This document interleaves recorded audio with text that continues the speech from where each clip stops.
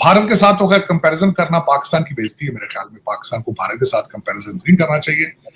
India के अंदर इस वक्त तारड़ साहब बहुत सारे जो इंटरनेशनल डेलीगेट्स आए हुए हैं, उधर तारड़ साहब पाकिस्तान के अंदर हैरानगी होती है, ना तो कोई डेलीगेशन आता है, ना ही वहां पे कुछ चीजें, कोई ऐसी इंटरनेशनल सिग्निफिकेंस की चीजें हो रही हैं। दूसरा, पाकिस्तान के हवाले से इंटरनली बहुत कुछ हो रहा है। कभी हम सुनते हैं इंटरनेट बंद है, कभी हम देखते हैं कि इंडिया की डिप्लोमेसी काफी कामयाब नजर आ रही है कि वो हर मुल्क को कन्विंस कर लेता है। तारड़ साहब क्या देखते हैं आप इस हवाले से? भारत के साथ तो खैर कंपैरिजन करना पाकिस्तान की बेइज्जती है। मेरे ख्याल में पाकिस्तान को भारत के साथ कंपैरिजन नहीं करना चाहिए। नीचे से चौथे नंबर पर है आप। अगले दिन मैं एक किसी का ब्लॉग सुन रहा था, नीचे से चौथे नंबर पर आपका नंबर आता है आपके पासपोर्ट का, और आपसे नीचे कौन है? अफगानिस्तान और सीरिया था आपके नीचे। अपनी मर्जी से रशिया से तेल लेना, जबकि एक दुनिया की एक सुपर पावर उसके ऊपर सैंक्शंस लगा रही हो, लेकिन अपने इंटरेस्ट के लिए रशिया से तेल लेना सबसे बड़ी मिसाल। मोदी साहब यूक्रेन जा रहे हैं। यूक्रेन की जंग इस वक्त अपने पीक पे जा रही है। रशियन टेरिटरी उन्होंने कैप्चर कर ली है। वहां पे उनका जो एटॉमिक प्लांट है उसके वो उस पे जो पहले कभी यूक्रेन का था वो वापस लेना चाहते हैं। इन सर्कमस्टांसेस में उनका यूक्रेन जाना, उसके बाद आपने बताया कि जापान के फॉरेन मिनिस्टर और उनके डिफेंस मिनिस्टर्स इन इंडिया, उसके बाद मलेशिया के Anwar Ibrahim is in India, और उसके बाद जो अभी रिसेंट में देख रहा हूं कि वहां के जो डिफेंस मिनिस्टर हैं Rajnath sahab, he is coming to America. तो वो अपनी फॉरेन पॉलिसी को किस तरीके से बैलेंस कर रहे हैं, जो किस तरीके से वो एक रीजनल सुपर पावर का लफ्ज मैं कहूंगा, बल्कि they have proven themselves as a regional super power. तो वो जिस तरीके से वो अपनी हर चीज बैलेंस कर रहे हैं, लेकिन उसकी सबसे बड़ी वजह ये है कि वो फाइनेंशियली इंडिपेंडेंट है, किसी के ऊपर डिपेंड नहीं कर रहे। दूसरा, उनका जो डायस्पोरा है, मैंने उनको डायस्पोरा कहना छोड़ दिया है, टेक्नोक्रेट्स कहता हूं।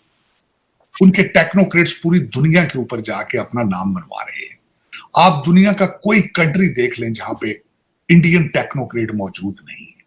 जिस तरीके से वो आगे ग्रो कर रहे हैं, और खासकर मोदी साहब का मैंने रिक्वेस्ट की थी, अगर मेरी कौन सा सुनता है, कि 58 मिनट का जो उनको लाल किले से स्पीच दी थी, पाकिस्तानी लोगों को चाहिए था उसको सुनते, अंदाजा लगाने की कोशिश करते कि भारत कहां जा रहा है। उसमें मोदी साहब ने डायरेक्ट इस चीज को कहा था कि हमें लॉ एंड ऑर्डर को इंप्रूव करना होगा ताकि फॉरेन इन्वेस्टमेंट आ सके, सिंपल वर्ड्स के अंदर। लेकिन आपको ये बात समझ नहीं आ रही है। अब आपके साथ आज की जो खबर चिमा साहब पहले भी डिस्कस कर रहे थे, अफगानिस्तान भी अब आगे से जा रहा है। उनकी मिनरल 12 ट्रक जो है चाबहार के जरिए चाइना जा चुके हैं। इंडिया चाइना तालिबान पार्टनर है तारड़ साहब, इंडिया चाइना तालिबान पार्टनर है। लेकिन और चाइनीज खुद कहते हैं कि we feel safe doing business in Afghanistan. अब तो अफगानिस्तान भी इंप्रूव कर रहा है, जो चाबहार के जरिए अपने 12 ट्रक उन्होंने चाइना भेज दी है। ये भी बहुत, मैं समझ लो आपसे तो आगे जा रहे हैं। आपकी बहादुरी क्या है? आपकी बहादुरी ये है कि आपने चाइना को ट्रैप किया सीपैक में, $26 बिलियन के आपने पापा जान बना लिए बड़ी खूबसूरती के साथ। आपकी बहादुरी, आप फ्रॉड लगाने के आप मास्टर हैं, इसमें कोई शक नहीं। कभी आप IMF को फंसा लेते हैं, कभी आप चाइना को फंसा लेते हैं। आपके लिए बहुत बड़ा लम्हा फिक्रिया, अगर कुछ सोचे तो कि अब अफगानी भी चाइनीज अफगानिस्तान को प्रेफर कर रहे हैं। वो लोग जिनके पास कोई आईवी लीग स्कूलों की डिग्रियां नहीं है, खोते फिर देर पे आ जाए, उन्हें उथे लॉ एंड ऑर्डर मेंटेन कर लिया, और आपके ब्यूरोक्रेट, आपके CSS अफसरान, आपके जूनियर ब्रिटिश एजेंट जो है, नेपाली वजीर खारजा बैठी हुई है, ऑस्ट्रेलियन जापानीज बैठे हुए हैं, अफ्रीकन बैठे हुए हैं, मलेशियन बैठे हुए हैं, उनकी हुकूमत को टाइम नहीं मिल रहा। असी वेले मारने कोई गल्ला हो रही है, न कम न कार। तारड़ साहब हमारा तो बड़े बुरे हालात हैं, कसम से कोई आता ही नहीं। तारड़ साहब पाकिस्तान आते ही नहीं है, या कि लोग राय भूल गए। मुझे एक दफा वजीर साहब, एक एम्बेसडर साहब ने बताया, उसने कहा कि हमारे इतने बुरे हालात थे कि एक दफा जबूती का वजीर आज़म पाकिस्तान आ गया, ये पुरानी बात है 70s की, कहते हैं सानू सिर ते चुक लिया। तो आजकल भी तारड़ साहब यही हालात है, हमारे मुल्क में कोई बंदा वजीर आज़म, सदर, कोई वजीर खारजा आने को तैयार ही नहीं है, और डॉक्टर जयशंकर एक दिन कुवैत होके आ जाता है, और हम जो है वो कहीं 15-15, 20-20 दिन तो बेचारे जाते ही नहीं है कहीं, ना को आता है हमारे पास। ये आपस में मिलते रहते एक दूसरे को।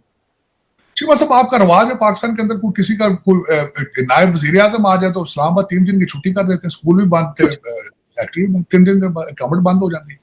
3 चलो चीमा साहब, ये फिर इस तरह ही है जब कौम को पता ही ना हो कि हम है क्या। मैं जिस तरह पहले आपको कई दफा कह चुका हूँ, 1940 जिनके पास गाड़ियां, जिनको गाड़ियां नई से नई गाड़ियां दी जाती, जो आज भी, मुझे कल किसी ने चीमा साहब मीम एक भेजी, उन्होंने कहा जी कि पार्टीशन, पाकिस्तान पार्टीशन से पहले एक कुर्सी जाके ब्यूरोक्रेसी के सामने बैठने के लिए उसको उनको कहते थे कुर्सी नशीन। ब्रिटिश दौर में एक कुर्सी नशीन का सर्टिफिकेट दिया जाता था कि ये अगर कोर्ट कचहरी में जाए तो इसको he is entitled to sit on the chair. किसी ने कहा इस वजह से पाकिस्तान बना था, तो मैंने उसका जवाब दिया, मैंने कहा आज भी आम आदमी ब्यूरोक्रेट के सामने कुर्सी पर नहीं बैठ सकता, आज भी, क्योंकि वो ब्रिटिश एजेंट है। उसको ट्रेनिंग जो दी जाती है, सिविल सर्विस एक्ट जो है, जो ब्रिटिश बना गए, उसके तहत आपको ट्रेनिंग दी जाती। मैंने शायद आपको एक अर्ज की थी कि मेरा एक दोस्त, जो कि अब मेरा ख्याल अब नहीं है, उसने एक टूटी फूटी जुडिशरी उसने की थी सिविल जज बनने के लिए, तो वो चुप रहना शुरू हो गया। तो मैंने कहा, मैं क्या तू चुप क्यों रहना है? वो कहता मेरी ट्रेनिंग का हिस्सा है, सिविलियन के नाल मिक्स अप नहीं होना। चीफ जस्टिस सुना भाग गया, उनको खतरा मैंने फाड़ लिया, चीफ जस्टिस साहब भाग गया मुल्क से। देखो मर्जी नाल क्या होना, वो भी तो ईसीएल च ना होता तो किस तरह जाता वो, चला गया बता के जाते हैं यार हम जा रहे हैं, थोड़ी देर सीट गर्म रखना, वापस आ जाऊंगा, अगला आएगा चीफ मिनिस्टर, अगला आएगी हुकूमत आएगा तो अपना यार दोस्त है, और लैंड च ने यार अगे सारे अपना यार दोस्त ने, सारे की फर्क पैदा, आ जाऊंगा यार 2 साल में वेकेशन पे जा रहे हैं। तो हम बात करते हैं, कंपैरिजन करते हैं इसका इंडिया के साथ। इंडिया में इस तरह होता है, कितने प्राइम मिनिस्टर, कितने उनके आर्मी चीफ जो है वो बाहर सेटल्ड है, कितने चीफ जज उनके बाहर सेटल है, कोई नहीं सेटल, सारे वहीं बैठे। हमारा रवाज है, आपके सिटिंग जितने बैठे हैं चट्टे जज सारे, सबके बच्चे बाहर हैं, सबके फॉरेन सिटीजन, वो तो टेम्परेरी तौर पे बैठे हैं, जिस दिन रिटायर होंगे उस दिन आप शाम को ब्रीफकेस लेंगे अपने बाहर।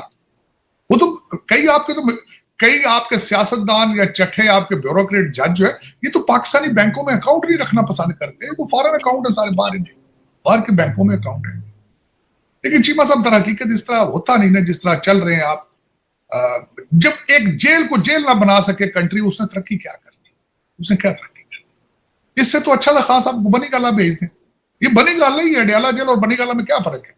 देसी मुर्गे पक रहे हैं, रानें पकती हैं, एक्सरसाइज हो रही है, प्रेस ब्रीफिंग डेली बेस पे हो रही है, अंदर से आर्टिकल लिखे जा रहे हैं 127, जिसको मर्जी मिलने को दिल आए वहां पे सारा एक फैमिली रियूनियन रोज डेली बेस पे होती है, फैमिली सारा दिन वो कम्युनिकेट करते हैं, बयानात चल रहे हैं।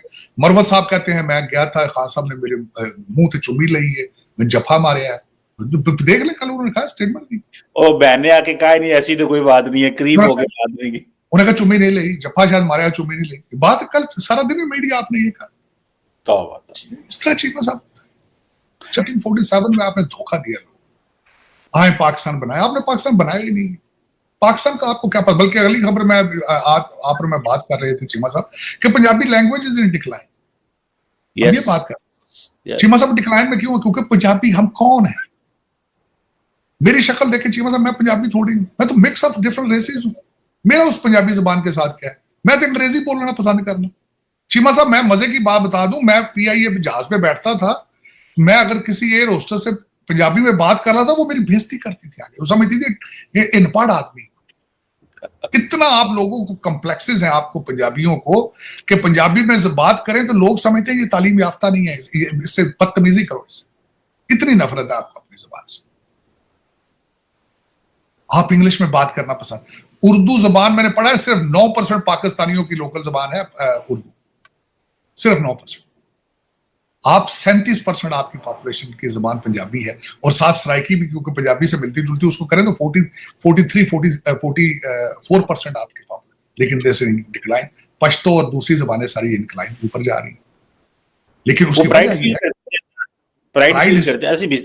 फील करते हैं वो, उनका अपना हमारा DNA क्या है चीमा साहब। आप जब जेलम की पहाड़ियों से उतरते थे, रावलपिंडी की पहाड़ियों से उतरते, पहला बैटल ग्राउंड होता था पंजाब जेलम के बाद, उसमें इन्वेडर यहाँ आते थे, मार मार के उन्होंने नक्शे हमारे तब्दील कर दिए, शक्लें हमारी तब्दील। हम कौन पंजाबी नहीं है, हम कौन पंजाबी?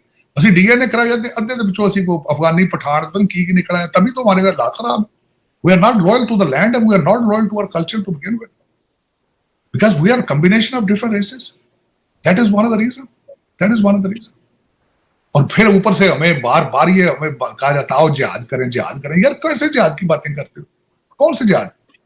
ना माजी में हमारे भाईजाद ने किया, ना हम करेंगे, ना आज तक किसी को इस्लाम का पता ही नहीं, हमें इस्लाम क्या चीज है, फॉरेन रिलीजन, हम उसको समझने की कोशिश नहीं करते। आपकी मस्जिदों में देख लें, पंखे सुबह शाम चोरी, जुतियां चोरी हो रही हैं, पंखे चोरी हो रहे हैं, कलाशों को छट्टे बाज रहे हैं मस्जिदों के अंदर, खुदा का घर है ये। मतलब दर हकीकत ये हमें आइडेंटिटी क्राइसिस है originally, that's what we are not able to understand who we are, what is our destiny. हम खुद फरेबी एक दूसरे को धोखा देने, अपने आप को धोखा देने के चक्कर में फिर रहे हैं। खुश शाबाजों का नहीं जी नहीं, सिर्फ फट्टे चौके देते। बट लेकिन जीवा साहब अफसोस वाली बात है, जो जिस डायरेक्शन में जा रहा है